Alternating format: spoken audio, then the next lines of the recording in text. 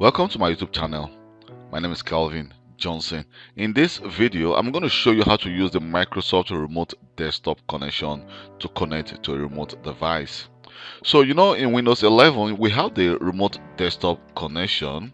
So I'm actually not talking about this remote desktop connection. So I'm actually talking about the Microsoft Remote Desktop connection. So Microsoft has a remote a new remote desktop connection which is also available in Windows 10 and it's available in Windows 11, which we can use to remotely connect to a different device. So it gives us actually more options than your standard remote desktop connection. So to actually download, so you will need to actually download the Microsoft Remote Desktop connection because it is not actually installed by default. So to download that app, you will need to go to the Microsoft Store. So let me just open the store, and we need to go to the Microsoft Store to download this app. So first of all, you will need to search for the Microsoft Remote, and here you can see we have the option called the Microsoft Remote Desktop app. So we can just install it. So it's actually trying to install, so it just takes some very few minutes, or some not up to about 2 or 3 minutes for this to get installed. You can see it's about 24 megabytes. It says, well, it is installing right now, and you can see that the app have been installed. So just click open, and here you can see some info. It says use the Microsoft Remote Desktop app to connect to a remote PC or a virtual apps and desktop made available by your domain. So here we just click, you can see we say connect to a PC or a workspace. So what we need to do, first of all, I have two machines. So this is actually virtual machine I installed on the VMware Workstation Pro. So I have a different device here, and if I go to the command prompt, and then here you can see this device is called PC02, and this device is called, this is called hostname PC01. So when we want to actually connect to PC02, but first of all, you need to make sure that the remote desktop connection is available on that device. You should be able to actually ping that device if the device is online, to check if the device is online and accessible. So what we need to do is we need to add a PC. So it says formal name or IP address. So you would definitely need the PC name or the IP address of that device. So I know the PC name is PC02, and here it says ask me every time I try to sign in, or we can decide to actually create an account to use on this device, which the user's name is Johnson, and the password. So you need to enter the password of that account. So I'm just going to say save. Here you can see we are going to use the user's account, save, and also then we can actually save this. So you can see that we have a PC02. We can decide to add a new PC. For example, we want to actually connect to PC01. You can just click save, and you can see we have all the different devices. So it makes it actually very, very easy for you to remotely connect to that device. And we also have the option to actually edit this. Can just edit, and we can enter a nickname. We have show more to actually, if you need a gateway to actually connect to that device, you need to configure a gateway. Or here you can see connect to an admin session, or we can actually swap mouse if we want. So let me just go back again. So we can scroll down, you can see we have some other options. We can also use local microphone in the remote session to use audio recording. So let me just go back again, and then here we have the PC02. Let me double click on it. So right now you can see it's trying to actually connect to that device. It says accept certificate and connect. So you can see I get this option. Why? Because I've already entered my user's name and password. If I don't enter my username and password, I'm going to receive the option to actually enter my user's name and password.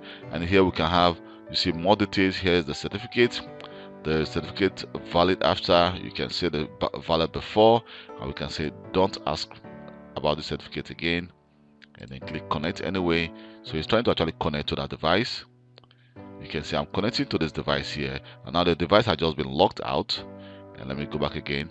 You can see right now I'm now connected to this device. So that is the second device where we just connected to using the Microsoft Remote Desktop connection. So here you can see I have actually some options. I can actually, yeah, we can disconnect, we can go for a full screen, and we can actually says we want to the experience monitor. So let me just actually cancel. We can decide to cancel. So you can see say the remote desktop connection that the PC02. I can decide to actually just minimize that and then close it. Here it says, are you sure you will like to disconnect from this connected service?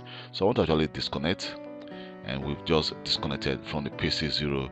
You can see we still have the background or the desktop connection of that desktop image of that device. So I can decide to click here, and we can start in this window. We can pin to start, or we can actually remove it if we don't want to connect to that device anymore. So I actually prefer the Microsoft Remote Desktop to connect to a device, because here you can see we have the option to actually save the different devices instead of using the remote. If I go for the remote desktop here, remote desktop connection, I can actually still connect to that device using the PC02, and we can connect to that device. To connect, you can see it's requesting for my username and password, so I will enter my password. We can always say remember me, and right now it's trying to connect. You can see I received the same information which says it's telling me that the certificate is not trusted. When I say yes, then I will be connected to that device. You can see right now connected to the PC02. So let me just cancel that. Cancel.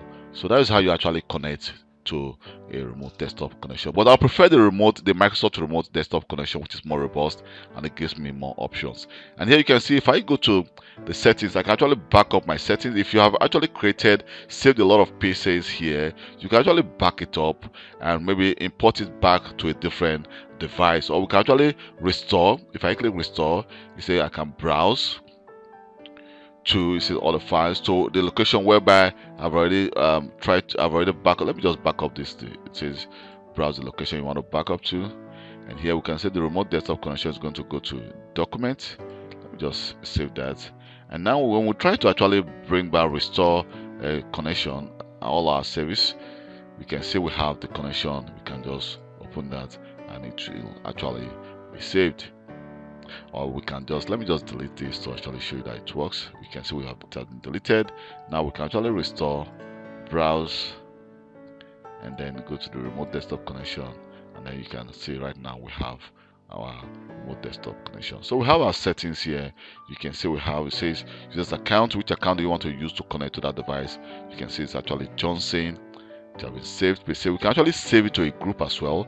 We can decide to say, well, this is, I can say, well, this is actually, let me just put Amsterdam. If, for example, this device is in Amsterdam, I can just call this that. I can just create a group called Amsterdam, and I'll actually save that device to this group. You can see start connection in full screen, which of course the connection was in full screen, but we can actually switch that off or start its connection in a new window. So that is how you use the Microsoft remote desktop connection, which is different from the inbuilt remote desktop connection to connect to a remote device. But mind you, you would definitely need to download it from the Microsoft Store, the app from the Microsoft Store, before you can use the Microsoft remote desktop connection. Thank you very much for taking your time to watch this video. My name is Kelvin Johnson, and please don't forget to subscribe to my YouTube channel for more IT videos. If you need any help in Windows 11 or any operating system like Windows Server, Office 365, Microsoft Intune, Azure Active Directory, you can always send me a personal email and I'll reply to you as quick as possible. Thank you very much and hope to see you next time.